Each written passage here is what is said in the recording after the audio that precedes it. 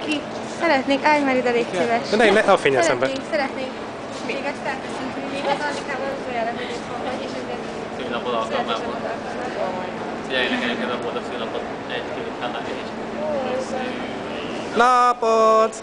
Boldog szülinapot! Boldog szülinapot, Viki Ancsa! Boldog szülinapot!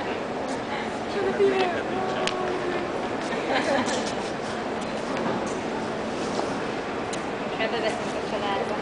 Most, hogy elmegyek.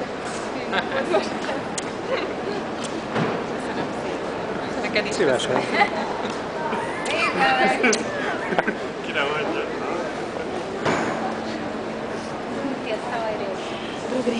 Senki se lát. Mondom, hogy bevettünk a családba. Jó, de jó.